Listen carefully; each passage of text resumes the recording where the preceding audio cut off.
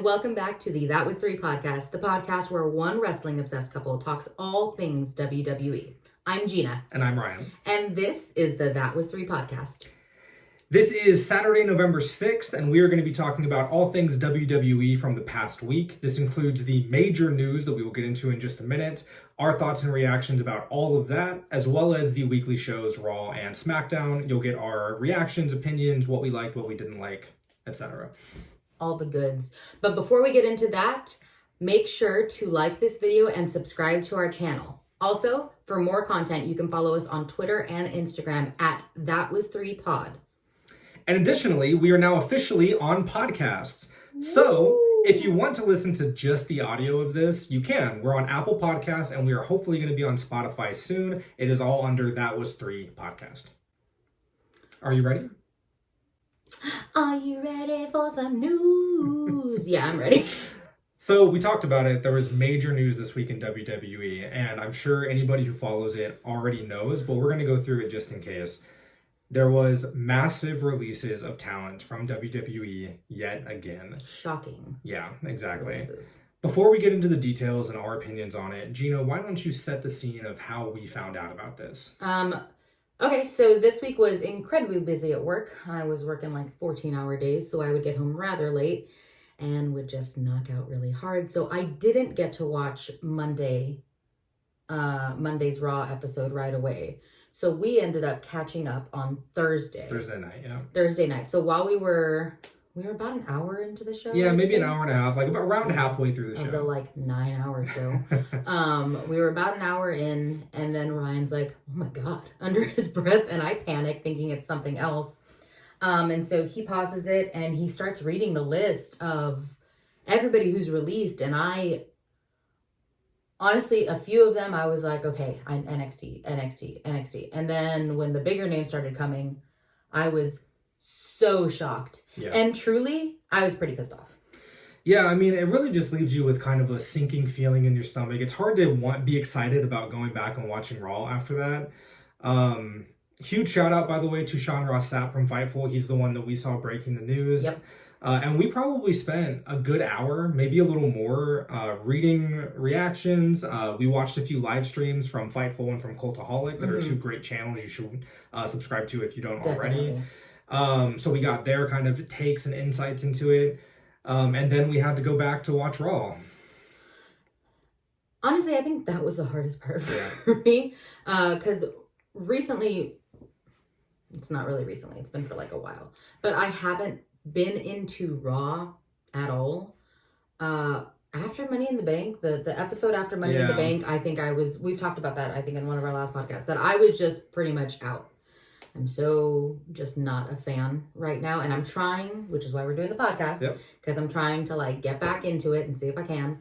But after all that, it was really hard to just like, it's so hard when you see a company treating their talent crappy. Yeah.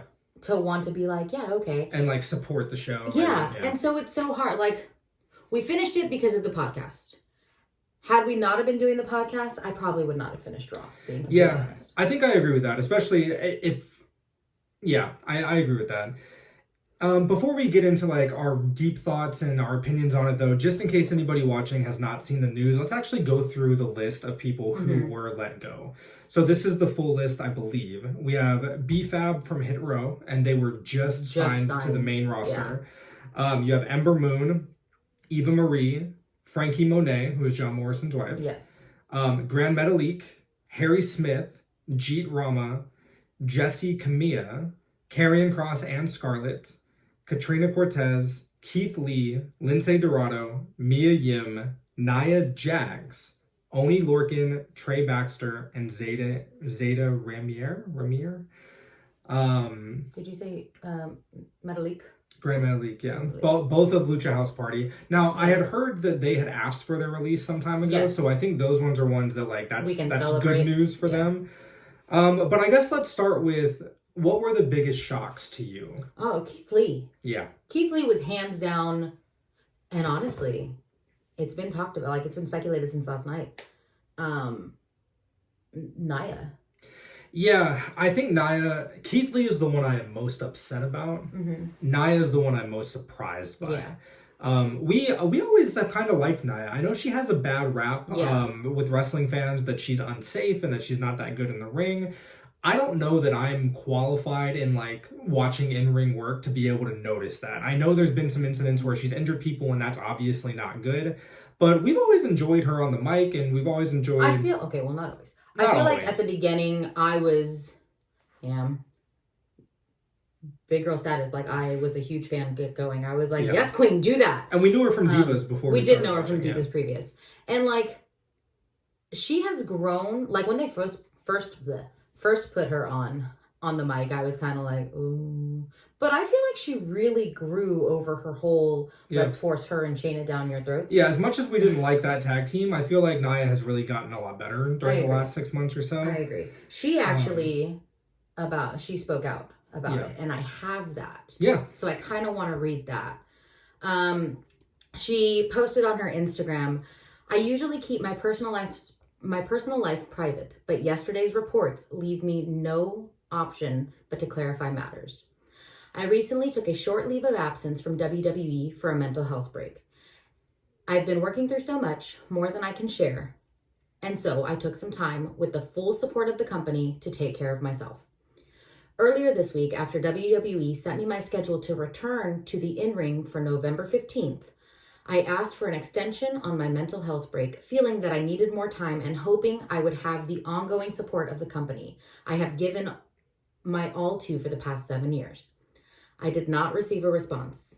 The next I heard, I was being released. My vaccination status was never mentioned. I wasn't giving any choices or option. It breaks my heart to be so abruptly let go without consultation when dealing with so much privately. I love my career at WWE. I love the men and women I worked with, and I'm going to need time to process this huge loss. I appreciate those people who have shown understanding and compassion during an incredibly difficult time. So I think the reason she brings up the vaccination is because that right now is speculation on why a majority of them are released. Well, not a majority. The rumor that I have seen is that 4 names were because of vaccination status. So it definitely wasn't all of them. Okay. The reason given for the rest of them, according to reports from inside the WWE, is they received an email from John Laurinaitis claiming it was budget cuts, which is typically the reason given in these situations. Which is crazy because it's been their most profitable year ever. Yeah, I don't have the exact number in front of me, but it was something like their revenue for this quarter was like 240 million and they had a profit of like 190 million. It was like 240 million revenue on like a 60 million operating cost. So it was like the vast majority profit. Yeah. So I mean, I think seeing things like the Nia post, I think really hits home that these are people, right? And whether you like them in the ring or you don't, I think there are names on here where we've seen fans like, oh, well, that's not a loss. Nia is one of those where we've seen negative comments. Eva Marie is one where we've seen negative comments. At the end of the day, though, like these are people and these are their livelihoods. And more than that, I think anybody who's worked at like a close-knit company before, especially something where you're having to travel with people and see them like week in and week out, knows that you do become really close. And when you leave that atmosphere, yeah, you're probably going to stay friends, but it's not the same. And it sucks. Speaking from as an actor with the experience of like doing shows multiple months at a time, it's not even that you make friends, it's that you make family. Those people are your family. They're there for you for the hard times, for the good times, like to lift you up when you're down. Of course you have your family, but your immediate people and your immediate circle truly become your family in the long run. And being there 7 years, like, yeah, for Nia specifically, like, because it's been 7 years, Keith Lee, I am so upset. Yeah. Because not even did they just release him, they released his fiance. Mia Yim, yeah. And the sad thing is that, like, some of these, it's just potential, right? So, like, you have guys like Karrion Kross who showed everything in NXT and could have been great, and then they bungled it when they bring him up to the main roster, and then two months later, he's gone. But some of that is just like, oh, well, he never really showed on the main roster, so it was just potential. Keith Lee showed up on the main roster. He was at the Royal Rumble. Yeah, he He was so good. He stood toe-to-toe with Brock to a huge pop from the crowd. We were there for that show. And the crowd was behind Keith Lee. And Brock played it off like he was a threat. And they had a good little interaction in the ring. Yeah. Later that year, he was at Survivor Series going... He's honestly been dominating when they allowed him to dominate. Yep. And then he got called up to the main roster. And I feel like they stripped him of everything that made him unique in NXT and made him likable. They didn't want him to be the flying guy anymore. They didn't want him to be like flippy and like and you know we won't speculate on rumors. That's one of the things that we don't do, like in terms of mental health or potential physical health. If it hasn't been confirmed, we're not going to comment on it. But there's been rumors of backstage stuff with Keith Lee and like at home stuff with Keith Lee, and you know that stuff we can't comment on. But the fact that WWE couldn't take a guy who stood toe-to-toe in the ring with Brock Lesnar and stood toe-to-toe in the ring with Roman Reigns on two of the 4 major pay-per-views and do something with him on the main roster is so frustrating. Yeah. It's so frustrating. I'm actually, though, to be honest, I know this is such a loss to these people, but I'm very excited for a lot of those names. Yep. I think in 89 days, we're going to see something big from Keith Lee. I think so too. And I think we're going to see something big that he wants, not this person that WWE has a thing where they try to mold people into what they think the crowd wants, and they don't even know what the crowds want. They try to reinvent the wheel when they already have someone who's doing well. They do. The rest of the names, I mean, the sad thing about this is the way it happens, and there's a lot of names on this list. Everybody on this list is extremely talented. Mm-hmm. Mia Yim is extremely talented, but literally since we've been watching, she hasn't done anything. Like, it's so... I know she's good. She actually, when we first started watching, she was at NXT, and we saw her wrestle maybe twice, and then the whole Retribution thing happened, and then she just wasn't on TV. And that's really sad. It's the same thing with Frankie Monet, who I think wrestled 6 matches since she was signed. She was like one of the top luchadoras. I don't know if you knew that. Like before everything, she was one of the top luchadoras. I'm very excited for 29 days because I believe she's going to come out kicking. She's one of my like big favorites because of who she is, and like I've been reading her tweets, of course, and she's just like, I'm gonna go off about this because she is just her tweets of queen. Like, I'm going through something, of course, not similar in any capacity, but relatable. Yeah. Of like, you had a plan for something for so long, and then things don't work out, and she is just taking this in strides, and she is like, you know what? Those are our dogs. Sorry. She is taking this in strides, and she is just actually really... Just keep going. Pushing through. We have a little one that doesn't stop, ever. She is just really pushing through and being such a badass through it. Yeah. I saw one tweet where it wasn't directed at her, but somebody had made a comment under the news saying, like, please don't hire any age thing? Yeah, don't hire any old people. God. And she quote tweeted and was like, I'm 38 and we need to stop this, like, frankly, sexism where a 38-year-old woman is considered old, but you have people like Damien Priest and Drew McIntyre who, like, no one would say these are old talents. Like, if Damien Priest got released, nobody would be saying, oh, don't sign the old man. Yeah. So yeah, I really appreciate that she's being loud about it. Yeah. Scarlett is another one that is being loud about it. She immediately, it wasn't even like there was no like, oh, this is sad. It was like, I can't wait to go do something else. Yeah. Which I think is great. I think there's a lot of people on this list that are going to get picked up by somebody, and I'm excited for it. And honestly, releases like this, as sad as it is what got us interested in AEW to begin with. Yeah. And I look at this as an opportunity. Like, if Keith Lee goes somewhere other than AEW, I will watch that show. I agree. Because I love Keith Lee. And that's exciting to me as a fan, is that I'm excited to see where these people go and how they thrive after this. But yeah, I wanted to touch on, because I do agree. I think for the talent, it's very sad. And especially like for those that are couples, like losing your two forms of income in one day has to be incredibly scary. But I do think that they will land on their feet and they will move on to bigger and better things. I want to touch on it, why it bothers me and like why WWE is doing this. Yeah. Because they talk about budget cuts, and we just talked about how they've had an incredibly successful quarter. What I think is happening personally is, I think for years before we started watching, WWE was in talent hoarding mode, where in order to keep the likes of Ring of Honor and Impact Wrestling and New Japan down, they would sign talents to bloated deals, like good deals, good money, and then do nothing with them. Intentionally sign them just to not use them so other people couldn't use them. And that's just a fact, I think. Like, whether that was WWE's plan, that's what they did. They signed way too many people and then didn't use any of them. And I know, like, you're a very creative person, and we've heard people talk about it. Like, Andrade requested his release when he was making, like, $3 million a year because he wasn't satisfied with just doing nothing. And I really respect that. But from WWE's perspective, I think what's happening is when they say budget cuts, they don't mean, oh, we're out of money.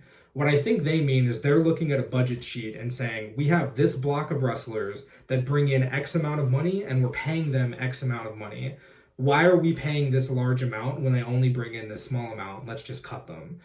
And I understand that from a business perspective, but it just shows such a lack of foresight. Like, I think it was BFAB had just re-signed her contract 2 weeks ago. You have people like Frankie Monet, who was just signed in February. You have people like Eva Marie, who just came back earlier this year.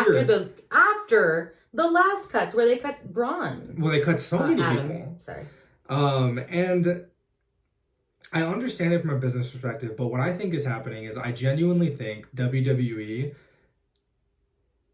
believes that they have the secret sauce. And I think they look at people like Keith Lee and look at people like Karrion Kross and say, oh, you're not getting over with our mainstream audience, and it's your fault. Yeah, instead of it's our fault for how we're presenting you and how we're doing this. I think the reason, since watching AEW a little more, that I'm not feeling WWE is because I understand this is a business, but you don't have to be heartless. Yeah. And I feel like that's what this is. Yeah. Also, if you look at that list, it's NXT. There's a lot of it. It's the old NXT. And I don't know if that's just their MO right now, is we're rebranding NXT. They have that whole, we're starting fresh. We don't want any indies, whatever. Like, basically training them into whatever they want to become with completely fresh-faced people. And I don't know if... I feel like it might be a hit at Triple H and Shawn Michaels with what was NXT, and they're just trying to, just kidding, and Men in Black kind of thing, and don't even remember it.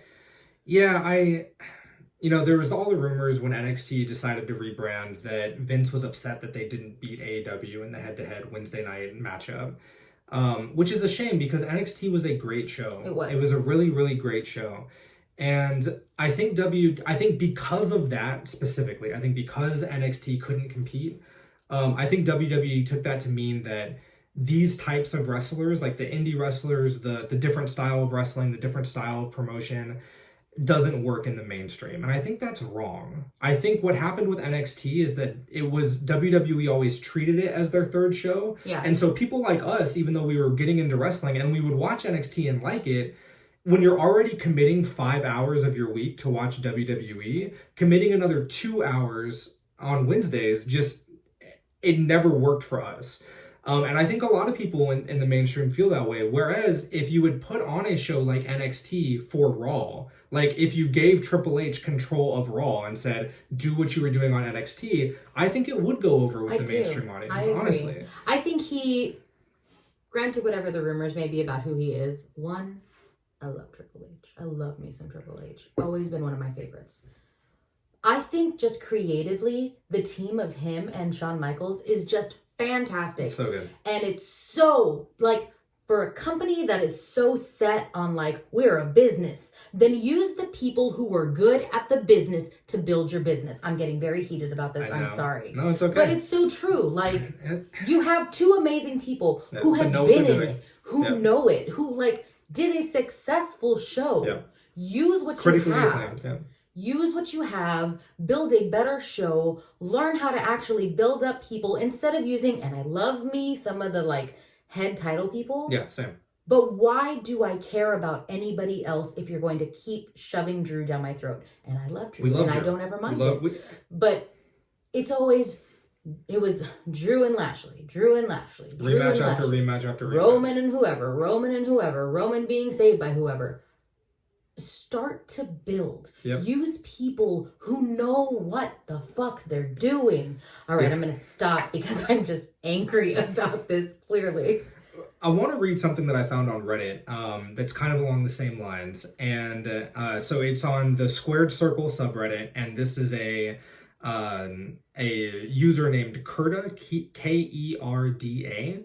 But what they wrote was, WWE have come to the conclusion that they don't need a deep roster anymore. It's clear that their strategy going forward is to build their shows around a handful of full-time main eventers, Roman, Drew, Bobby, maybe Big E, pad them out with a few part-time legends, Brock, Edge, Goldberg, Cena on occasion, and maintain a 15 to 20 person mid-card that they can pluck from to put in main events of their B pay-per-view shows.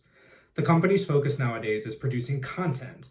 Live event revenue is low margin, pay-per-view revenue doesn't really mean anything since they're getting flat Peacock subscriptions, and their TV gets solid ratings regardless of quality, which is all their broadcast partners care about.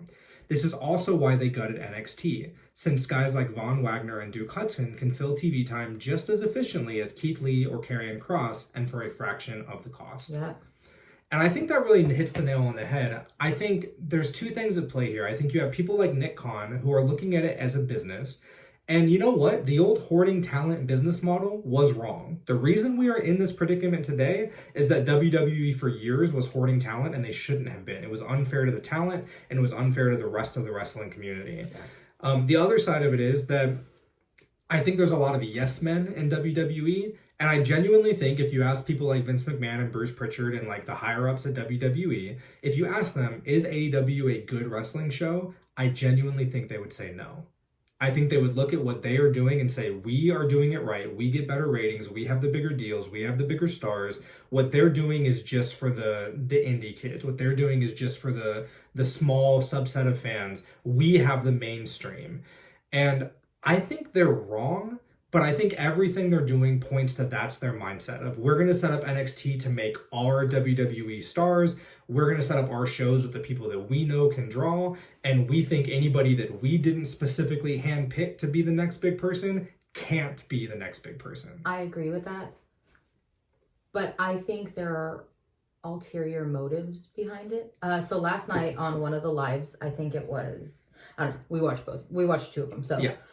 One of them said how not only do they feel like it's a hit to Triple H, but they released a lot of Stephanie McMahon workers as well.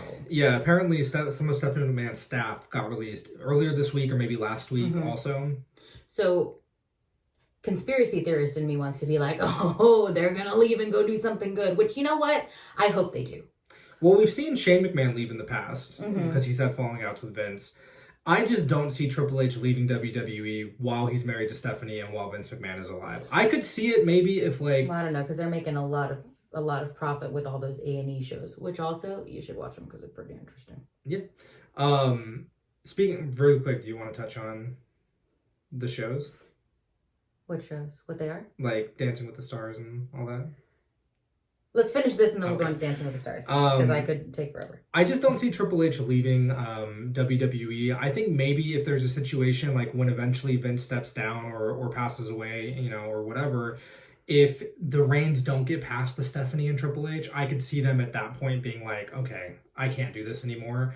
But while Vince is alive and while Stephanie is still in the position she's in, I just don't see Triple H stepping away from WWE. As much as I would like him to. I would love for Triple H to do his own thing or to join AEW or to join Impact, whatever. He is so good at what he does in terms of like booking a wrestling show. And I don't think it would be just him though. I think it would be him and Shawn Michaels. Oh yeah, I think Shawn would go with Triple H. But I will say, I think, and I'm just going to make this as fast as we can because we've spent a lot of time. We have spent a lot of time, but it's frustrating.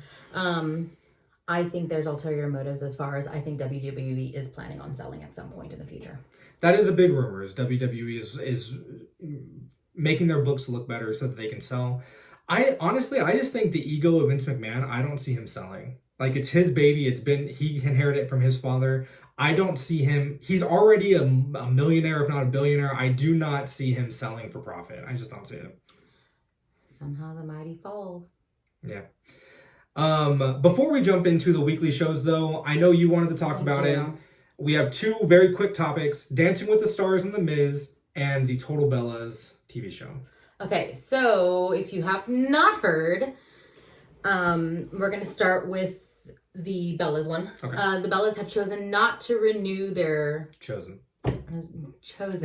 not to renew their TV show, which I am honestly so sad about. Yeah. It was speculated in the past before, like, COVID and stuff like that, that they had chosen not to continue because they didn't want their kids growing up in the spotlight, which I get. And I could see Brian in particular, like, really putting his foot down on that. And I think it's basically, if you don't get both, you don't get one. Yeah. I am hoping that there's going to be a spinoff because I don't know how Nikki Bella is going to do without some sort of spotlight. And don't get me wrong, I love her. She'll move on to something else. I think so. I mean, they've got their wine business. They're doing great. And I really think they're coming back. Their podcast is back too. Oh, yeah. And I really think they're coming back. I do. But also, I think Brian joining AEW is another... Well, yeah, because I don't know the business side of it, but considering Total Bellas was a spinoff from Total Divas, which was a WWE show, if WWE is involved at all in terms of the ownership or the funding of Total Bellas, of course they won't keep doing it when Brian's in AEW. That just wouldn't make any sense for them. Yeah. But point being, my heart is broken. I am so sad. I will follow their podcast, I guess, and I'm hoping they're coming back for WrestleMania.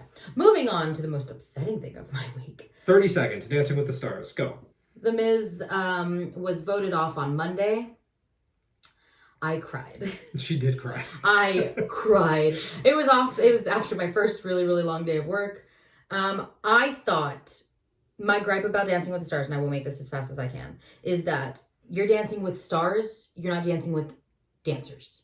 And I understand you have to have some sort of talent in there. Yes, 1,000,000%. But The Miz, y'all, The Miz came in and gave his all every week. And he grew. Like, I know dancing. I watched it. And every note he would get, he grew. And it was such fucking bullshit that he got voted off. Against JoJo Siwa, the person who has the top scores for like 3 weeks in a row, perfect scores. Like, JoJo is going to take, unless something happens, which rumor is she might go back on tour, which is why they might be cutting her short.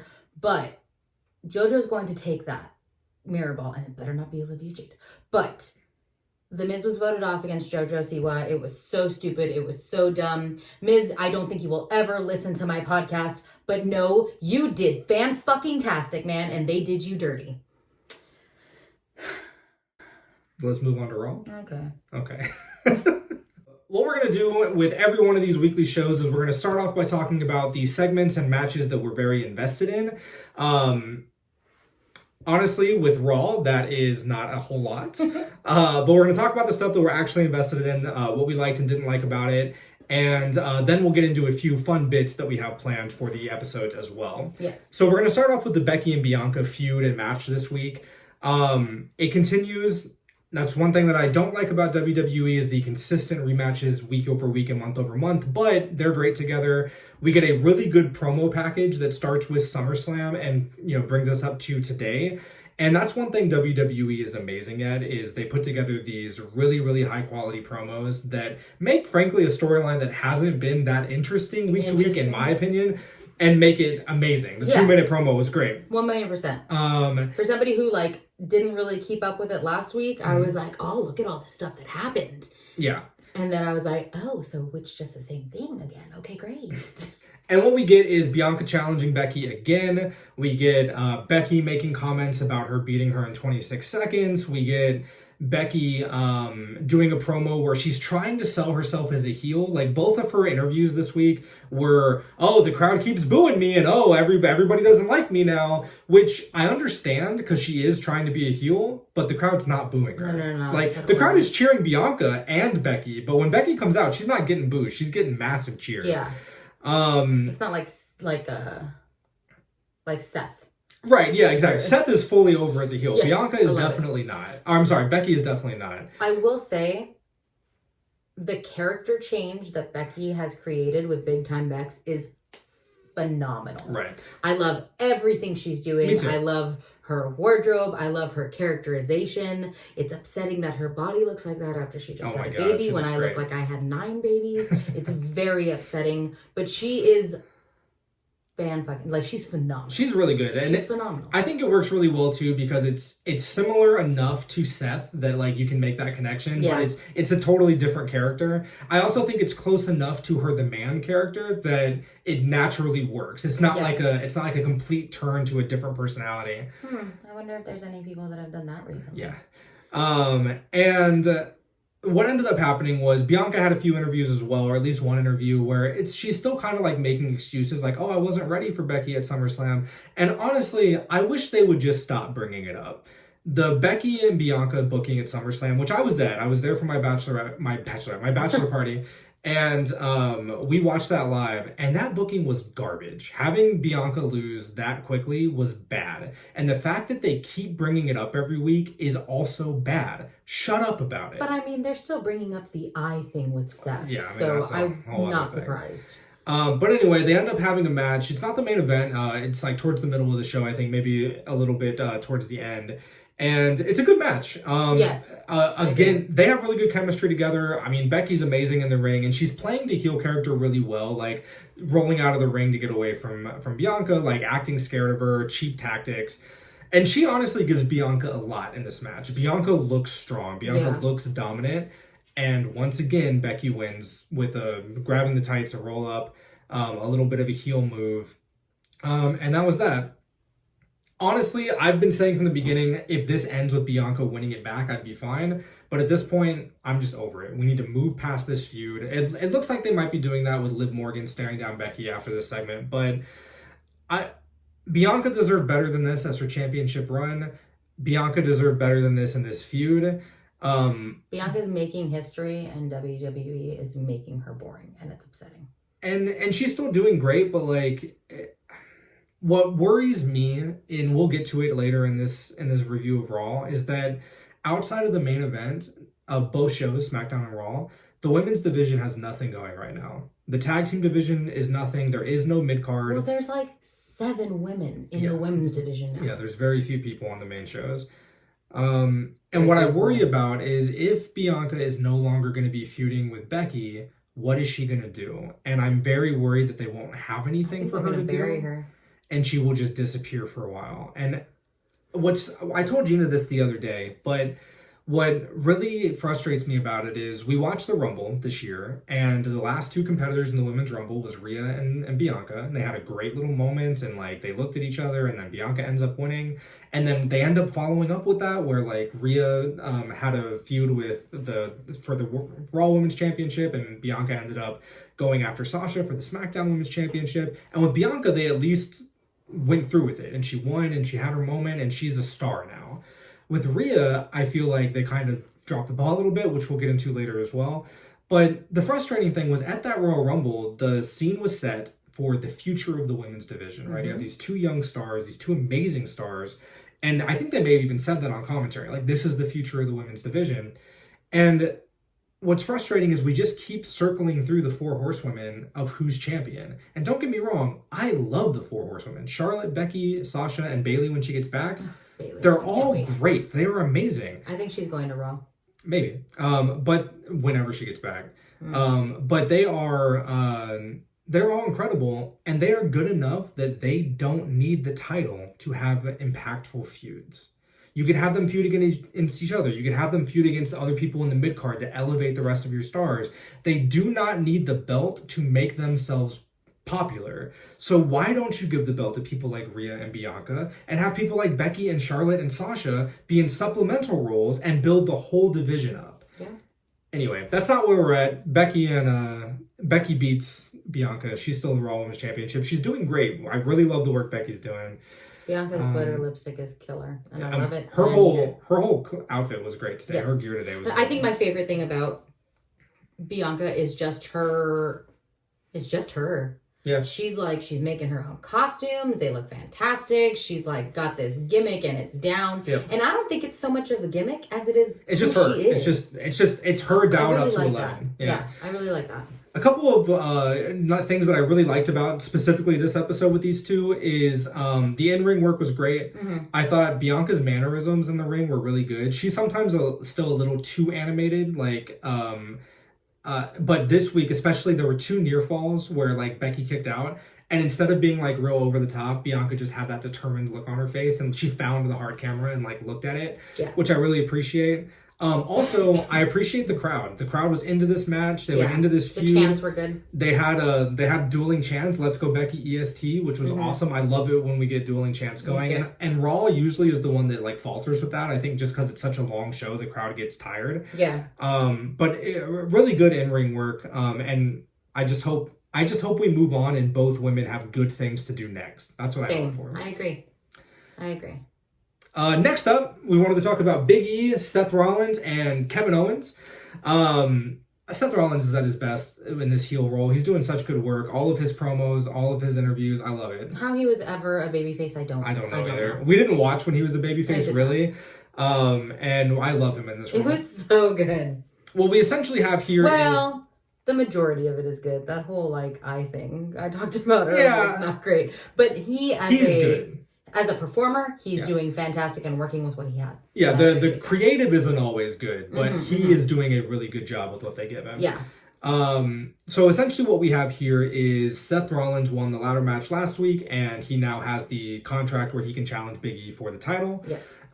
He's not ready to, though. I thought this was really good. Big E challenging him tonight and him saying, no, you just want me after a hard match. I thought that was a good way to play it off. And then Kevin Owens comes out and cuts a promo and is like, I'll fight you tonight. Like, I'll fight anytime, etc. A couple of interesting things about this first promo. Kevin Owens made a comment that was something along the lines of, as long as I'm here on Raw, if that's 3 months from now or 3 years from now, I will give my all every single night. Yeah. That is a clear allusion to his contract status. Now, I don't know if that's WWE creative leaning into it and giving him that line, or if that was Kevin riffing. But one way or the other, that was him talking about his contract status, which is interesting. I think WWE does well with KO. Yeah.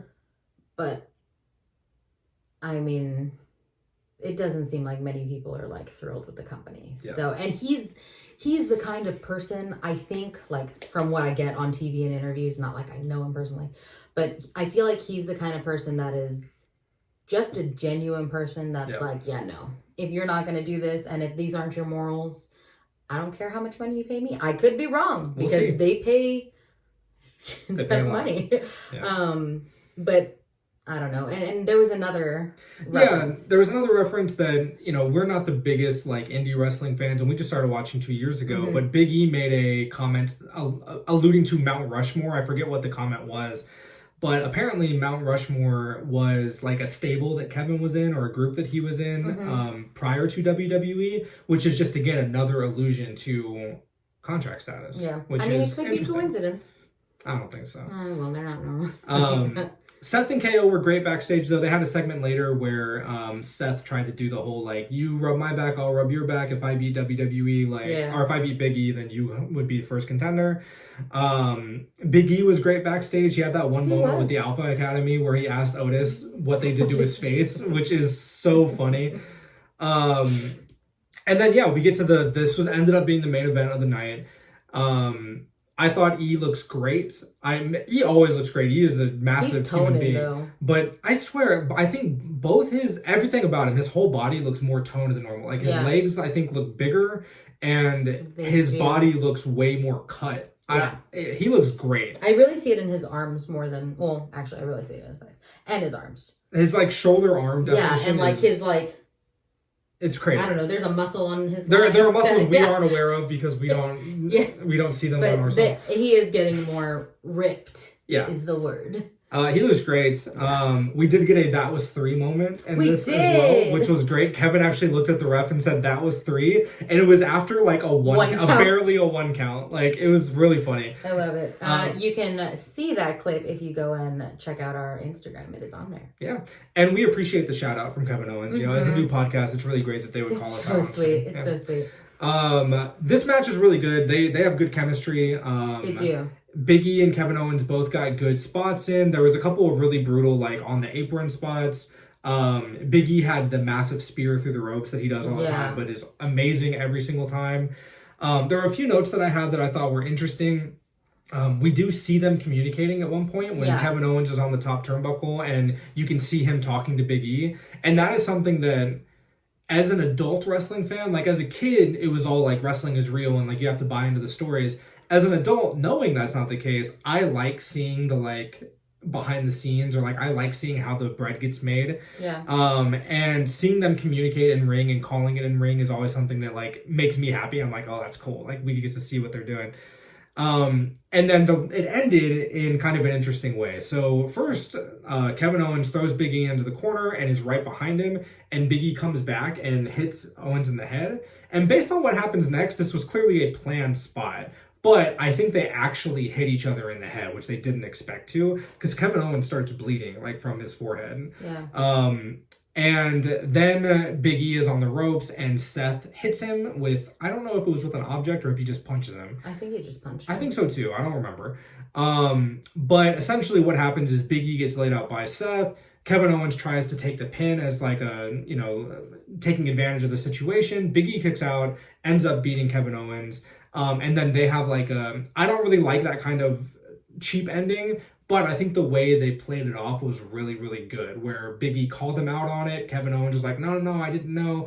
And then Big E ends up hitting the big ending on him to end it. So any thoughts on this feud? What did you think of what went down with Big E and Kevin Owens?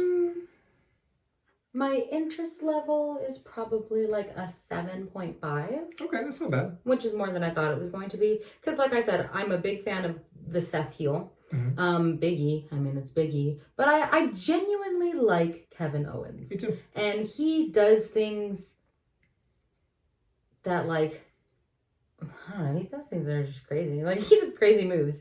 And I just genuinely like him as a person and as a performer. And I think the moment of him apologizing to Big E, I was like, but he's actually sorry, E. Like, don't be mean. Don't. No. And like, I kind of got like a little into it. No. Yeah. That was my favorite. Good. So yeah, those were the two kind of big things on WWE that we were excited about. Yeah. We want to get into our next segment, which we're calling Fast-Forwardables. This is a recurring bit that we're going to do every single week.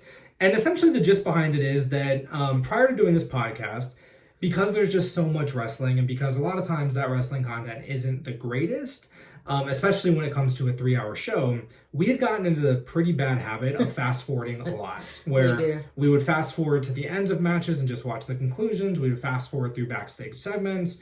And so now that we're doing the podcast and we're actually watching the entire show, we wanted to see, what segments would we consider fast-forwardable, which is we would have fast-forwarded if we weren't doing this podcast. Yeah. So, in my opinion, the matches that were fast-forwardable this episode was the whole episode. You were really not feeling it. I think the news kind of brought you down. But it wasn't even just the news. Like, They went from Miz and Morrison, hey, hey, ho, ho.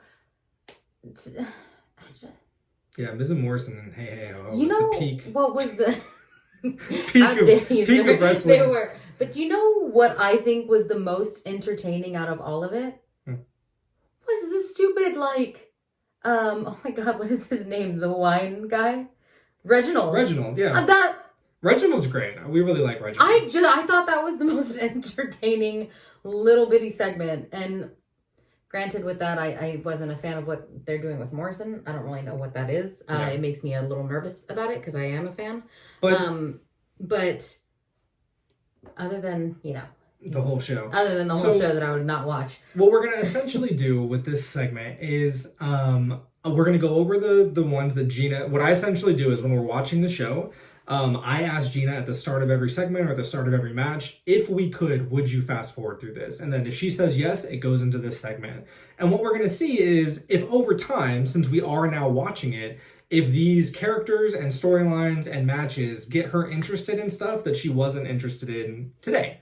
Yeah. So let's go through it. This week, in order, so this is in the timeline order of the show, things that you said were fast forwardable. Yeah. Rey Mysterio and Austin Theory. I did. I love me some Mysterios. I don't know who this Austin Theory is. Like, I'm not very familiar. I didn't even watch this episode where he came up. But I think he's a good performer. Yeah, he is. He's got this gimmick right now that the let's take pictures. I don't know. I feel like he stole that from Tyler Breeze. Am I wrong? I feel like he stole that from Tyler Breeze. Maybe not stole, but maybe he like asked. Yeah.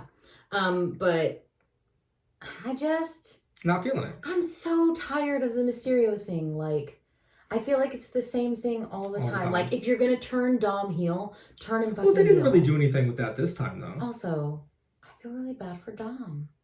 He'll get there. He's still really... Do you think that sometimes he looks at Austin Theory and be like, okay. Just because he's so skinny? No, like, yeah.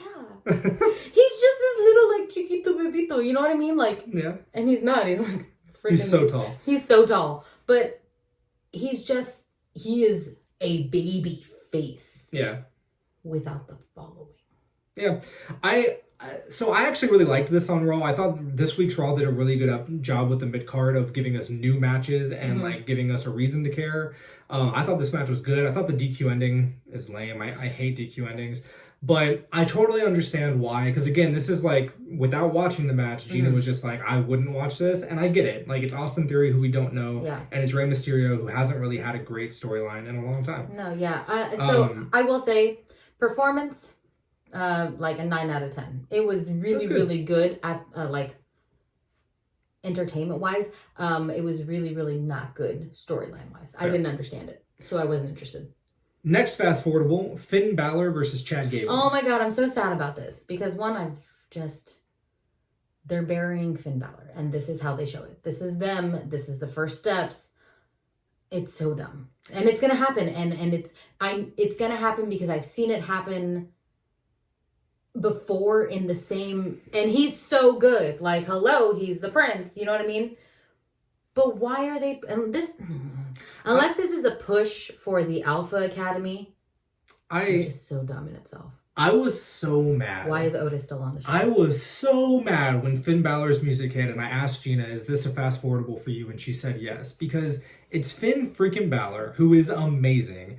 And it's Chad Gable, who we have always liked. We started watching when he got the Shorty G gimmick. Despite the Shorty G gimmick, we liked him.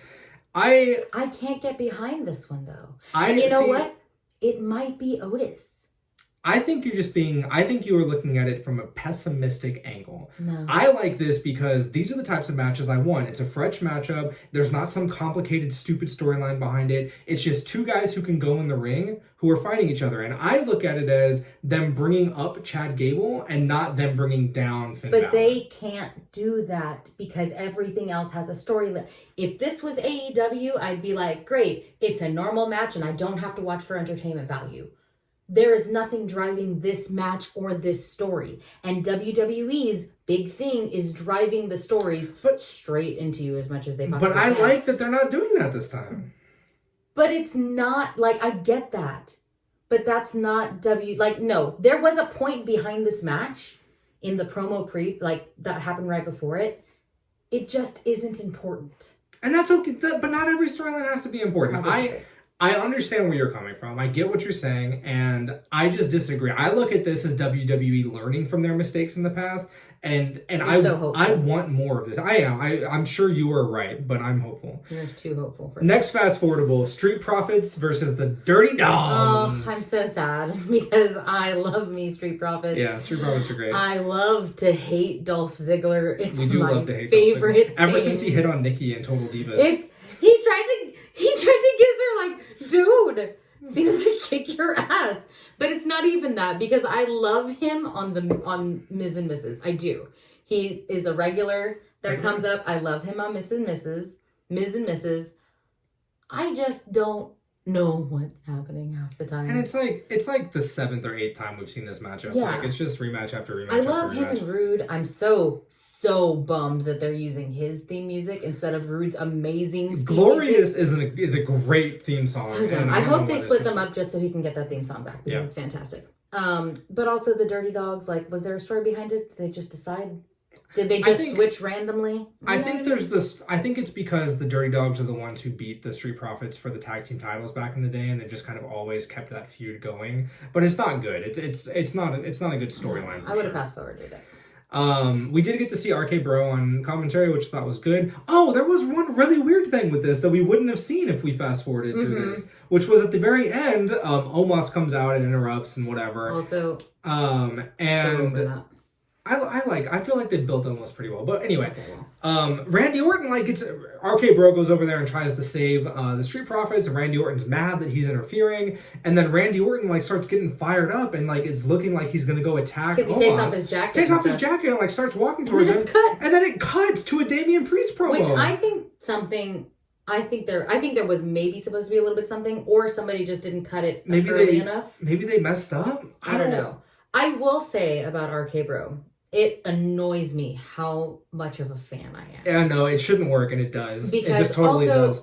When Riddle first came out, I was like, this is the stupidest thing. Yeah. I hate it so much. This is so, like I said, I sip on that haterade. You do. And very, very rarely do I start to pull away from my normal cup of tea. And with Riddle, he's just so ridiculously funny. I feel like Riddle's it's 50-50, where 50% of the time his stupid jokes hit for me, and do you remember when he just cut the promo off and there was no, just never mind. Yeah, I do remember that. That was ridiculous. But there's also 50% of the time where it doesn't hit for me at all. There was a promo earlier in this episode where Riddle said, oh, y'all must have forgotten it's puff puff pass or whatever because the Dirty Dogs says something. I'm like, this isn't funny. It's rough pass. Oh, you're right, because there's the... Anyway, that's how it was dumb. It was. But I think specifically what works is when he and Orton are together, and Orton playing the straight man to Riddle playing the. It's just really good. If it was, honestly, if it was just, I think I'm just more of a fan. I'm more of a fan of the promos right now because I don't know. I feel like the stories that they're trying to get to just aren't working for you right now. Yeah. And I think that's one of the problems with WWE, because you mentioned it. If it was AEW, AEW teaches you that wins and losses matter. Yes. That these matches are important, and they do a good job of showing the talent of all their wrestlers in each match, so it's fun to watch. WWE has taught us that no matches are important, that wins and losses have absolutely no impact on what happens on the show. So what is the belt important? And so what if it's just a match without a storyline? WWE has taught us that it doesn't matter. And I think that's the issue that you have, which I think makes sense. The last rewatchable of this show was Damien Priest versus T-Bar. Fast-forwardable. What did I say? Rewatchable. I keep doing that. Fast-forwardable of this episode is Damien Priest versus T-Bar. And this broke my heart because I love You love Damien Priest. I do. Ever since the Bad Bunny stuff with WrestleMania. Ever since the Bad Bunny stuff. It's T-Bar. Yeah. I'm going to try and cut it short. I love Damien Priest. I love what they're doing with the character, with that new entrance where it's good and bad. And they're really trying to show that through his character of him breaking a little bit. Yeah. I love it. It's working. It's T-Bar. Yeah. It's not even his fault. It's WWE's fault. Retribution was such a failure. And the fact, just rebrand him. Why is he T-Bar? Rebrand him. Give him his normal name. Take off the face paint. Rebranding everyone else. I agree. I would have fast forwarded through this, and I like Damien Priest. So, that's the end of the fast forwardables, which we will do for SmackDown as well coming up. But the last segment that we're going to do on Raw is a segment we're calling "Sippin' on Haterade." You've heard Gina mention it at least once this episode, a couple of times last episode as well.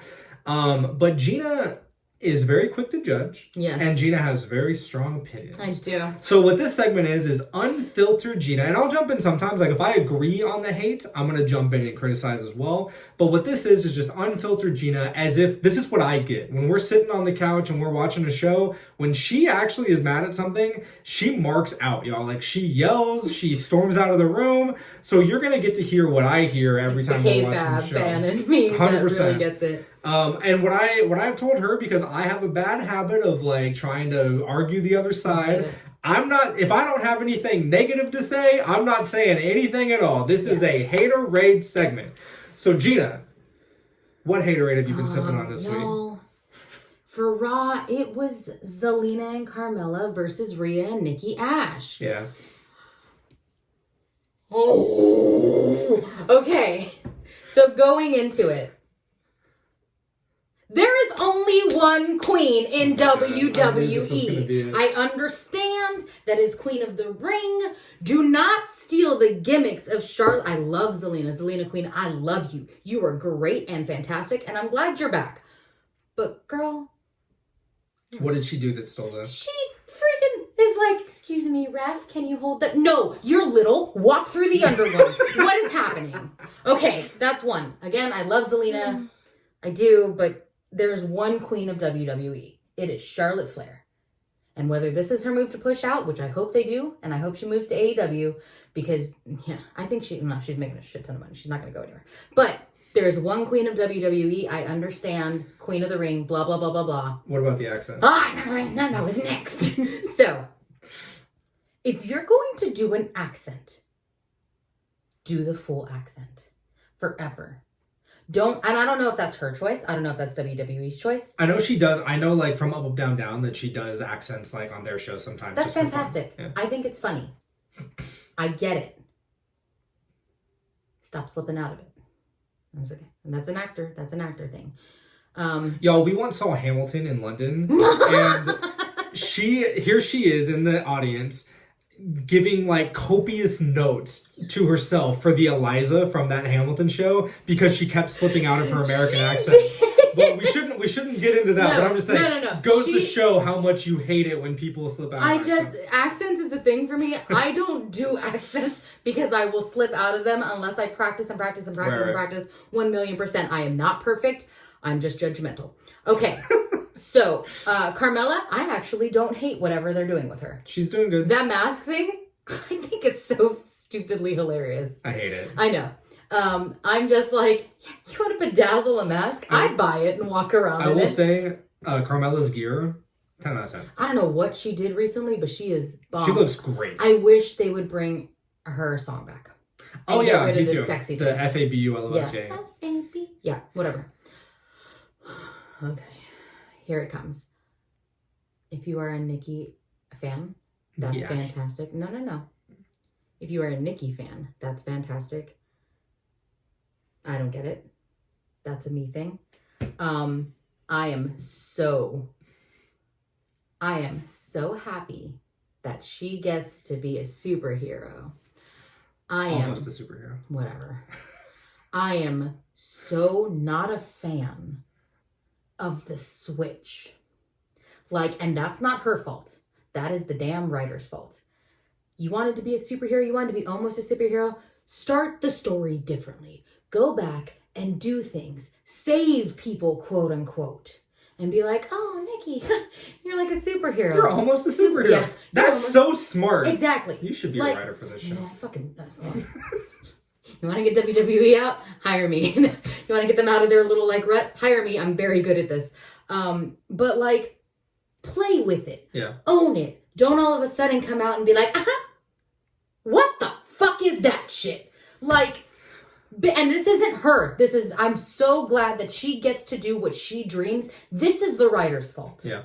And the booking. Like, even if it's a 2-minute, you give 2-minute segments for nothing, WWE. Literally. Give Nikki a 2-minute segment of saving somebody for being like, oh, you're my hero. Oh, you're like a superhero. Really so she can grow into this character. Well, at least she's with Rhea. But why are you bringing Rhea down? Rhea is a queen. Rhea was the last two standing in the Royal Rumble, and she is being a tag team champion behind Nikki. I can't keep time on the segment Ash. That's stupid. Well, and I'm very heated about this. I'd be happy with them being tag team champions if they fucking did anything with the tag team championships. It is a pointless title right now. You know what's pointless? Showing the last 3 people in the roster watching the fucking screen. God, they cut to the back. They were like, oh yeah, cut to the back, and like the 5 women who actually work for WWE still were like, and Liv, what are you gonna do? You've tried to bring her up twice. Either fucking bring her up or leave her down. Like, Pick. Stop trying to give her segments just to fucking take her back down. Well, you brought her up with the Riot Squad. You broke up the Riot Squad. You kept her and let go of everybody else. And you still haven't done shit. Do something. I honestly... I need to stop getting so... You get really worked up. I'm sorry. Liv going against Becky, I think is great. I think the fans are ready to get behind Liv. I think them having her lose consistently to Carmella for the last 6 months or whatever it is, if you're going to have Liv go against Becky, why hasn't she been beating Carmella? It doesn't make any sense. It doesn't make any damn sense. This is more like, I don't even think the haterade is on the people at all. I don't. I think it's show. On the writers. It's the show, yeah. To be 100% clear. Well, according to that girl who got hired, it's not like you have to actually know what's happening. Oh, yeah. To be perfectly clear, this is no hate on these wrestlers. They are all so talented. They are all giving their all. I 100% blame this on bad creative and bad booking. And truly, I really am. I know, like I talk about Nikki. I really am excited that she gets to do this character. Yeah. It's just do it justice. Not good. Yeah, do it justice if you're going to do it. Like, I think it could be fantastic if you were playing it the right way. And I don't think creative is letting her play. Like, they took the concept because it's Vince, and Vince is like, oh yeah, this is going to be great. And then it's not. Oh yeah, this is going to be great. Yeah, because that's my Vince voice. And then it's not, and he keeps trying to push it. Yeah. I'm truly scared that this is going to flop her and she's going to be released because of how they're releasing everybody based on things. And Nikki is good in the ring, and Queen lost some weight. She looks great. She does. Great. Like, she's worked, and you can tell she's worked for this. Yeah. And that's my gripe across the way. It's missed opportunities, especially when you have Alexa Bliss doing this, like, her old character, like the Fiend character, where, hey, you have this new, but you have this new, which we didn't love, and obviously the way it played out with the Fiend was terrible, but you have this character, and Alexa Bliss and Nikki have a past. That is the perfect opportunity to show her being a superhero. Have her save Alexa. Thank you. And then, like, I don't know, there are ways to make all of this stuff good, and I don't know. I feel like WWE books themselves into corners so often. But we are running very long on this podcast, so let's move right along to SmackDown. So, honestly, I love SmackDown today. I did too. I think we were really negative about Raw this week, and I think part of that had to do with all of the releases and the stuff that we've talked about. But SmackDown, I think, really elevated. I really enjoyed SmackDown this week. I agree. But I feel like SmackDown for us has always been the show as opposed to Raw, which inspired the fast-forwarding. Yeah, that's true. The fast-forwardable segment was inspired by Raw, because that's the one we typically would fast-forward through. Or skip altogether. And since we've been watching, SmackDown has been the far superior show. Mm-hmm. I think part of that is that 3 hours is just too long. I agree. But I also think the creative team on SmackDown is just better. And clearly it's not the talent, because we've been through several drafts at this point and talent has shuffled around. Yeah, it is just the writing. The creative team on SmackDown is better. Agreed. So let's get through it. We don't have any haterade for SmackDown because we thought it was a good show. We did. We have a couple of fast-forwardables, but nothing too big. And let's just go through what we liked about it. We're going to start with all the Roman and the Usos and the New Day stuff. I mean, I'm wearing a Roman shirt. You are wearing an acknowledgement shirt. He's honestly, I understand why he is the face of WWE because he is fantastic. Like, I don't know how he did on the babyface. I wasn't around too much. But this heel character, how was he ever a babyface? I mean, you did like him as a babyface prior to him turning. It's when he had the vest, where he had the vest and he did the Superman punch a lot more. Yeah. He feuded with Corbin a lot. Yeah. Okay. I mean, still. But no, this heel work that Roman is doing is absolutely fantastic. I think it's the best thing on WWE. Yeah, everything about his characterization and the way he is performing, I think, is excellent. I will say, I'm tired of you disrespecting the New Day. You always have a reason. They're always going up against somebody you like a little bit more. But I don't think there has been a single time in the entire time we've been watching WWE that you have actually rooted for any member of the New Day. I just want you to know, I bought a Bootios blanket. I mean, we do have a Bootios blanket. It's pretty cool. But yeah, so we have Roman doing his long walk to the ring, got all that, strutting that all that strut. Mm-hmm. I think he did a great job here. He had some really good remarks on how when he wasn't there, like SmackDown wasn't very good and how everybody's happy that he's back. He dragged Brock a little bit, which I thought was good. Like, keep that feud simmering until Brock comes back, however long from now. Cuts down the Usos for losing to the New Day. Talks about the Bloodline being better than the New Day, which I really hope we get that match at Survivor Series. I think we will. I think we're gonna. I think we definitely will get Big E versus Roman, but I hope they make it the Bloodline versus New Day. Especially now after he did everything that he did today. It's coming. Can we just take a second to appreciate the insanity of Pat? Oh, McAfee, oh my god. Dude was high off his ass for SmackDown. Is he ever sober? Pat, if you're watching this, I need to seriously know, are you ever sober on these shows? It's so good. The first shot of him at the announcer's table for this show, he just had like that glazed, happy look in his eyes. And like his eyes were kind of closed. And he was on another level. We love Pat McAfee. He's so honestly good. One of the best things on SmackDown. Like for a while, even with Roman doing what he was doing, I tuned in mainly to watch his reactions. I agree. I think he's excellent on commentary, but yeah, he was soaring. Yeah, it was good. Through it all. I also really, really like the King Woods gimmick so far. I think this is just showing why Woods was the choice to win this tournament. I think he's embodying the gimmick. I love everything he's doing. I love how much Kofi is hyping him up. And it's nice that they're so united, like the entire New Day is so united that they're pushing each other to what they want. And it's great. I agree. And I think positivity. The idea of an acknowledge me versus a bend the knee match, I think is smart. That was a cool way to do it. Good writing. Yeah, and they had these great graphics where the one, it was Roman, or it was Xavier Woods over Jimmy, and that one was fine. But the one where it was Roman and Woods was bending the knee, his face, 10 out of 10. Good job, production department. So throughout the show, we have a few more promos from both of them. Roman does a great promo where he says, I'm gone. One of the lines was, I'm gone for 1 week and SmackDown sucks. It sucks almost as bad as Raw. Yeah. And you see the Usos almost break. Yeah. Like they have to stop themselves from laughing. Fucking hilarious. There's also a New Day interview where, again, Woods is just absolutely killing the King of the Ring stuff. I really, really like that. Woods is such a great performer, and I'm glad that he's finally getting the spotlight. He can hold his own with anyone in the ring, and he is so underrated on the mic. Woods is so good. I don't think that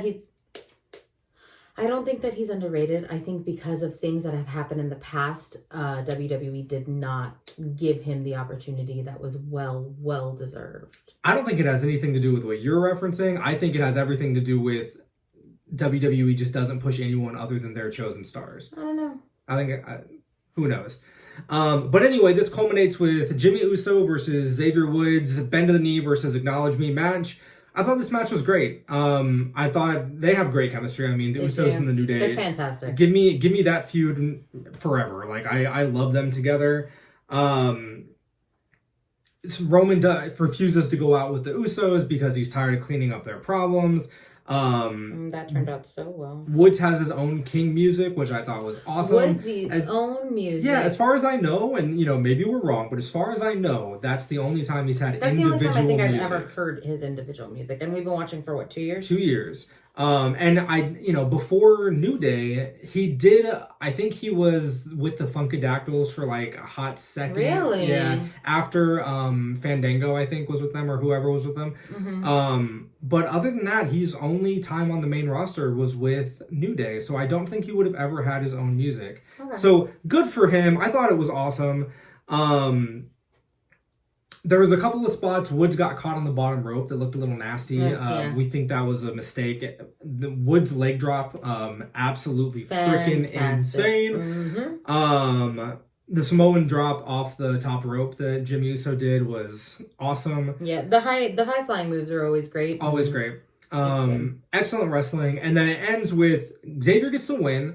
He gets a schoolboy roll-up, which he has talked about on Up, Up, Down, Down as like his favorite move, which I think is hilarious because like hardcore wrestling fans fucking hate roll-ups. And in fairness, WWE uses the roll-up too often, but I love it that Woods is doing it. And he does grab the tights, which is kind of a heely move. And then before Jimmy Uso can bend the knee, Roman comes out, cleans house. Kicks his ass. Woods gets a few good shots on Roman, but then Roman just beats both of them down. A few might be too many, but okay. He gets a few shots on him. He gets a couple. But they just beat down the New Day, and specifically Kofi. Yes. Kofi sells a spear better than I've ever seen. Also, the leg thing that they were doing to him. And then, they target his leg. There's actually a quote. Pat McAfee said this on commentary. He said, "We don't bend knees, we break them." And I thought that was awesome. That's great. We also see Roman, as kind of it's going off the air, saying, "I'm the king around here. Yeah. You know, you're a cheat. If you show up next week, I'm going to show you who's the king." Just to clarify, this match was the main event today. The main event, yeah. So we went through basically the promo that started it all the way through the main event. Mm-hmm. I loved everything that's happening with the New Day versus the Bloodline. It was great. Excellent. Next one we're going to talk about is Naomi, Shayna, and Sonya Deville. I really like the build we're having here between Sonya Deville and Naomi. I think it's they're doing it slowly, which I appreciate. I don't know if I appreciate as much what they're doing with Shayna in this feud, but we get some good pace by Naomi. Overall, it's a pretty short match, and they do a thing where I was writing my notes as we were watching it, and the match ends relatively quickly. And I start to type out, like, God, another short women's match. And then Sonya Deville comes out and is like, no, that was incorrect. Due to some technicality, you shouldn't have gotten the pin. We're going to restart the match. Like, she's being a heel, you know, towards Naomi. And I actually wrote in my notes, oh, wow, really good way to subvert our expectations, because WWE has been getting a lot of shit about short women's matches. Really smart. Restart the match, give them more time. Great. Nope. 3 seconds later. Shayna has the clutch in, and Naomi is tapping out. Yeah. I think what I told you at the time was I really like the concept of this match. I like all the spots in it. I just wish they would give them more time. I think it's just kind of... I'm going to give it more time. But they've always never given enough time to the women's division. Yeah. And I think that's why it's not the wrestlers that suck. No. It's their time's coming. The women's time's going to come. There's going to be some sort of movement. There's got to be something. Because that happened a few years ago, and now we're just kind of back to this. But I'm just hoping that enough fans and enough people kind of pull attention to it. Yeah. Like... Honestly, it was the same problem. We watched Rampage right after Smackdown, and it's the same problem that the women's match had there. Just not enough time to let them actually shine. Yeah. You don't have to be a man to dominate. Right. And it's frustrating as shit, but whatever. And especially with WWE, where you have a 3-hour show and a 2-hour show, like, we have time to do some stuff. Why are there only 7 people on the Raw? No, we're not doing it. But go ahead. But overall, like, again, I like what they're building with Sonya and Naomi. I hope that we get them at a pay-per-view at some point. I think, it's good to build to Sonya's return. But I think they'll do a few. I hope they do. But it's nice that we're building to Sonya's return after, being out after the whole thing happened with her and, like, the home invader or whatever. So I like the pieces. I just wish they would give them more time. Yes. That's it. You wish that there was equality to women wrestling? How weird. Yeah. A couple of things that we had here. We really like Naomi's gear. One thing we noticed was Shayna's gear has changed. She still has the spade on the side, but it's totally new gear. New logo, and I wonder if that's to get away from the Nia connection, because their gear had been kind of matching for a while. Yeah, for a bit. But yeah, moving on. Next thing we wanted to talk about was the Los Lotharios, Humberto and Angel. Love it. We love both of them. We've always thought that they should get more time. Los Primos. I love it. I don't know if I buy Humberto as a heel quite yet, but Angel is so good in that character that I'm willing to give it some time, and I like them as a team. And I think it's a good spot for Humberto, because he hasn't really been able to. So when he came in, he hardly. It was him. Well, that's true. Yeah, Yeah, because it was him, Andrade, and Zelina. Yeah. And he hardly spoke, and it was more that I guess he didn't understand it at the time. Like he wasn't fluent. It seems like his English is. I don't know if it's just he wasn't at the time. He wasn't talking just because he wasn't talking. Mm-hmm. But definitely, like, his promo here was better than we've seen before. 1,000,000%. Sure. 1,000,000%. I feel like they're playing up their accents a little bit more. Yeah. Which I don't know how I feel about that. But I mean, like, I'm proud of him. Los Primos from Mexico. Like, you know me, I'm a big fan of Los Latinos. Yeah. So I'm excited to see where this goes. I hope the writers don't fuck it up. Yeah. I don't think they will, though, because it's SmackDown. Agreed, yeah. And I really liked and we need more tag teams. Yes. We need more tag teams, and I think this is a good tag team. Yes. And Angel's just, in the ring, they're both fantastic. Excellent. I really like their finishing move that they did where they like held him back and they did the drop kick onto Cesaro. Yeah. I did not like the random pairing of Mansoor and Cesaro. I am a huge Cesaro guy. I think he deserves so much better than WWE has given him. I don't understand why you would break up you always hate that. I do. I don't know why you would break up Mansoor and Ali when it felt like that was building to more, just to put him with another random tag team person. Because they don't know what to do. They don't know what to do with Cesaro. They tried to push him. Well, no, they did push him, and it was successful, and then they dropped it completely. But was it successful? He had an amazing match with Roman. Yeah. Okay. All right. She's the hater. Okay. But moving on, we next had the Drew Open Challenge. Man, Drew, that dude jacked. No, I know. He comes out in his skirt. No, sir, I know. He comes out in his skirt, and Gina goes from it's like when you're playing a video game and you're like back here when you're not paying attention, and then you come forward when you need to like get a little more serious. That's Gina on the couch. She's like Raw or SmackDown, whatever. Drew, you have my attention. I just like that we're getting married and that you're very okay with the fact that this is what happened. Drew is sexy as hell. Honestly. He did the thing where he twirled his dress, his kilt, and threw it out of the ring. And I looked over at Gina, and she's like, I mean, he just does it in I don't know. I think it's great. It makes me blush, and I'm a fan of it. So whatever. I like the open challenge. I like that it was quick and to the point. That's so much better than the freaking historian Drew that we got for so many months on Raw. When I was a lad. Have you seen the movie Braveheart? Shut up. I knew that story. I feel like that was a little more Irish than Scottish. Yeah. But whatever. I love everything about this. It's really good to see Ricochet in the ring. I really like Ricochet. He's fantastic. The way he sells is beyond anybody. Yeah. He's probably better than Kofi, to be honest, on selling. He's so good. He's one of the ones that caught our eye when we first started watching because he was getting more time on Raw at the time. Yeah. And I remember he was one of my first favorites. I was like, this dude has got it. So seeing him in the ring for any reason I think is great. I thought he got in a good amount of offense on Drew, even though Drew was dominant throughout the entire time. Great selling by Ricochet. Loved everything about it. I kind of suspected a heel turn a little bit with that slap. I think they are doing a little bit of a... Yeah, I think they are doing a little bit of heel turn with Ricochet. I just want to see Drew slap somebody. He does. I mean, I feel like with Drew, if that kind of spot was going to come up, he would do the headbutt instead of a slap. No, I just want him to I don't want him to. Do you want him to slap you? No. This is a family-friendly podcast. Wow. It's not. He also hit an amazing Claymore at the end of this where Ricochet was flipping. That was so good. Yeah, it was really good.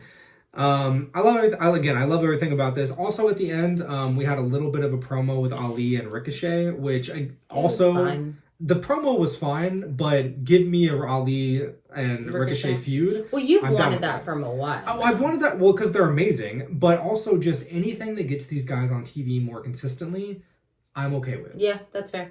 Also, your mind is so dirty. Do you want him to slap you? No, I want to see him duel, weirdo. Sure. Go ahead. Next, we have Sami Zayn and Hit Row. I was actually a little surprised that this wasn't a fast-forwardable for you, but I think... I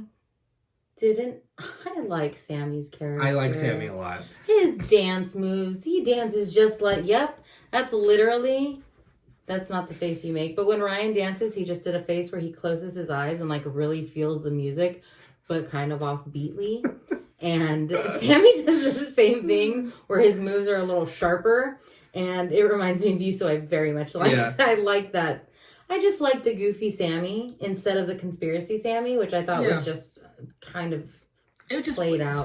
Yeah. And the fact that they brought Jake Paul was fucking stupid, but whatever. Well, that would have been a haterade for every sure. Week. This was our introduction to Hit Row. I've never seen them in NXT, so I had no idea. I did see some tweets saying that this was a little watered down. Not even watered down, but that they were missing that spark because BFAB wasn't there. I don't know. We never saw them with her. But if this is them missing a spark, that's saying something, because I thought they were so They did charismatic. great. I really, really enjoyed the segment. They did great. It made me interested in whatever comes next for Hit Row. Agreed. Like, and it also makes me sad that we didn't get to experience them Yeah. with the full group. Like, if they're this good, I just don't understand why they would release BFAB. But Yeah. you know, we'll move on. We've talked about that, I think, enough today. We have. And then that was it for SmackDown, other than the stuff that you had on your fast-forwardable list. Yeah. So let's go through those. The first one was just a very short Xia Li promo.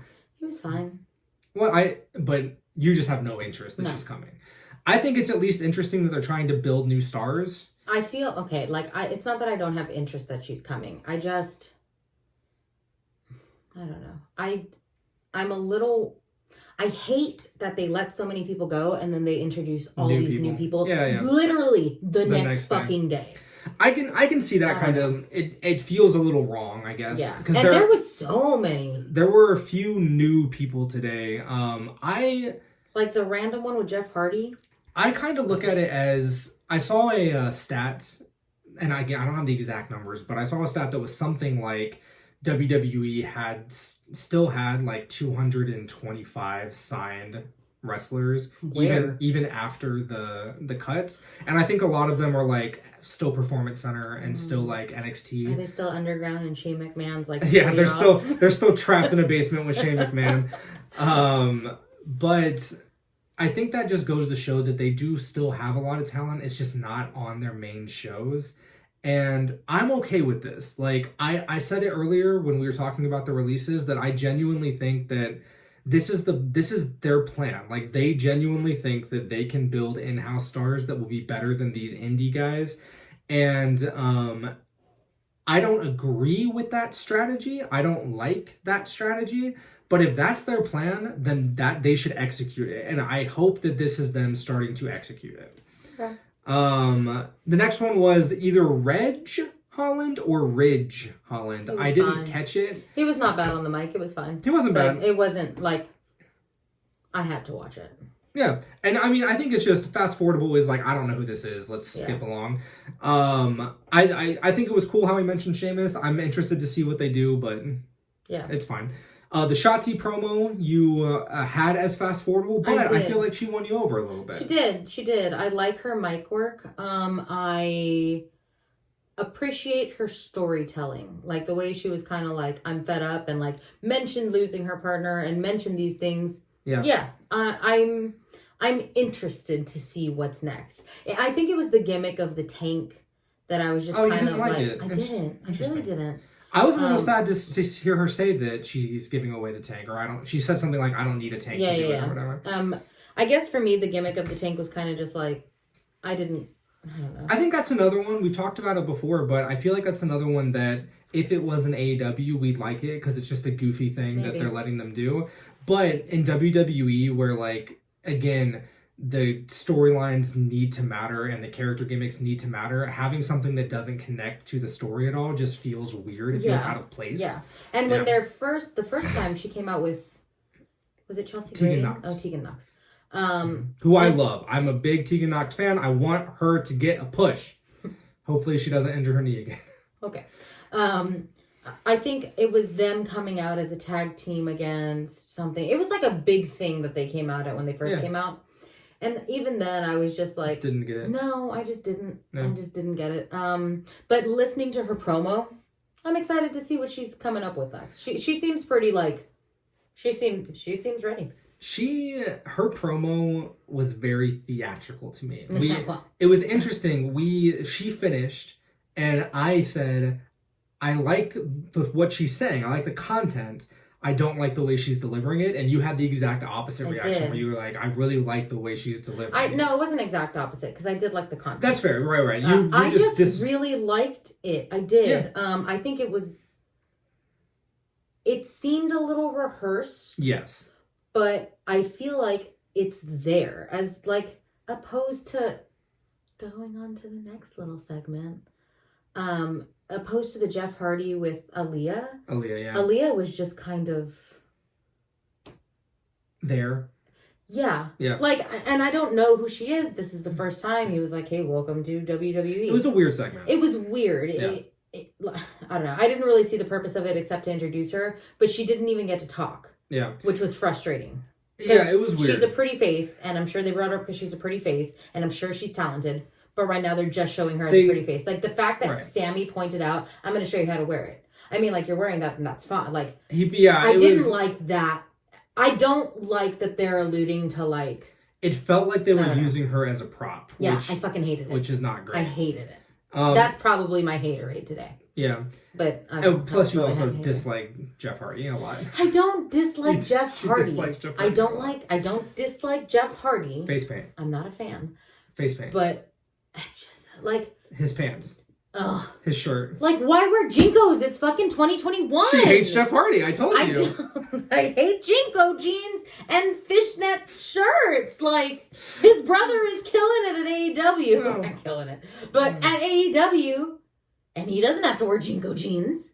Like, and I don't blame him. I fucking blame the nostalgia of WWE. Steve Austin's gonna come out wearing a fucking vest. Yeah, I wouldn't mind. Honestly, I think that is the whole problem with Jeff for us. I think we weren't around for his heyday, so we don't have the nostalgia factor. Maybe. And so what we're seeing is an act that is completely based on nostalgia that we don't relate to. And I just hate that they're doing him dirty by using his, like, addictions and shit like that. I hate it. It's been a while since that storyline ran, but that was a really bad storyline. It'd be like bringing Punk back and, like... just Moxley back. Moxley back and going off of like, oh, well, it's because I was in rehab. Yeah. Like, that's nobody's fucking business. Yeah. Oh, I hate it. Okay. Last fast-forwardable was the Happy Corbin segments. We had a Happy Talk or whatever the WWE loves their talking segments. But like, make them good. If you're gonna have talking segments. You know what we need back? We need Ding Dong Hello. No. Ding Dong. It was great. But anyway, we had Happy Corbin and what was his name? It doesn't matter because it's bad. Madcap something. I will say, I hated the talk show segment. I hated the Vikings being like, we're here to raid. Happy Corbin was funny. Like, when he first... I hate that that's his new character, because I think Baron Corbin just coming out as a regular... Like, it's better than King Corbin. Yes. I don't know, King Corbin, like, I fucking hated King Corbin because he was very, very good at his role. But his transition to this Happy Corbin, I think, was my favorite part. But now that he's here, why the fuck are you pairing him with some weirdo that, like, oversells So I think there's a fine line between heels that you hate because they're doing their job well and heels that you hate because the segment is bad. And I feel like right now, and honestly for most of what we've seen from Corbin since we started watching, it feels like he lands in that, like, I don't dislike you because you're doing a great job as a heel. It's, I dislike you because I dislike what's happening. It's not even him. No, it's not his. I don't think it's his. Well, it's both of them. But I don't think so. Madcap does oversell, and the jokes... I didn't watch the episode when this kid came up, or this man, or whatever he is. I didn't watch that episode when he actually came up. I just started watching and he was there overplaying everything. And, like, Happy Corbin... What is his name? Happy Corbin, I guess? Overplaying it makes sense because he won all this money and now he's rich. But is he still rich? Yes, I think so. Okay, great. So then who's this slacky? So, well, I mean, there doesn't need to be a story behind why he has a friend. No, it doesn't. But let me counter you with something. Ugh. One of your favorite people in WWE is The Miz. Yeah. And some of your favorite segments are The Miz and Morrison being really, really fucking dumb on TV. I don't see objectively how this is that much different other than you just don't like these two the way you like The Miz and Morrison. No, because even when The Miz and Morrison brought out the, like, dripsticks and stuff, I was like, okay, this is stupid. You did dislike that, yeah. Yeah. But, like, and it's not even different, babe. It's the same. Because there is a point to where you can laugh and joke and, like, it be funny. And then there is a point to where you're like... You're overdoing it. Yes. Yeah. And that guy came out at a 15. Yeah. Went to an 18. I'm not disagreeing with you. I didn't like it either. I will say, though, in both of their favor, Corbin has always been amazing in the ring. I've always thought he was underrated. That guy's great in the ring. And Madcap, he didn't get much offense in, but I will say he sold the crap for the... He sold his ass off for the Viking Raiders. I agree. And just based on this like short little stints that he was in the ring, it seems like he can go also. Now, so if they can fine tune it a little bit where they're a little less annoying and they get a little more towards that Miz and Morrison chemistry, and they can also go in the ring like this, I think there's something here. Like, I think if his character, I think I would like it better if his character didn't come in at a 15 and like when he laughs is like a 97.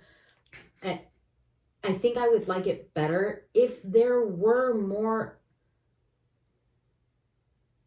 slapstick is slapstick, and that guy came in slapping every single stick in the fucking tree. You know what I'm saying? Yeah. And I think if they played him as more of a less cartoonish character, I think I wouldn't be against this. Okay. They need to fine tune it. It didn't work. They need to find their niche is what they need to do. It didn't work, I don't think, but I'm not ready to write it off completely. I want them to get there. You should give them that chance. We'll see how often they turn up in Fast-Forwardables from here on out. Well, I'm guessing it's going to be a lot. Well, that was it for SmackDown. I really enjoyed the show. We typically really like SmackDown. Yes. And they just have great storylines. They do a really good job. I would say, now that we're at the end of the week, I've always thought, like, since we started watching both, that SmackDown can hang with Rampage and Dynamite. Yeah. It's different. It's a different type of show, but I think it's for what SmackDown is trying to accomplish. I think they nail it more than they miss. I think in the next 2 weeks, it's going to be interesting to see my take on Raw. Yeah, I agree. But with that's why the Miz is coming back. So. Yes. Which is exciting. And more than anything, it's exciting because they clearly don't know what to do with Morrison when Miz isn't there. So I'm happy to see Morrison get some time again. Yeah. But that was SmackDown for this week, and that was WWE Week in Review. We will be back next Saturday with another weekly recap of WWE. If you're interested in AEW, we have another video that goes live today that is our recap of AEW shows for the week. And next week, we will also be doing a reacts to the Full Gear pay-per-view of AEW. So there's plenty of content going up there. And as a reminder, you can also find additional content that we'll be putting up on Twitter and Instagram at That Was 3 Pod. So please check that out, and we will see you next week. Goodbye.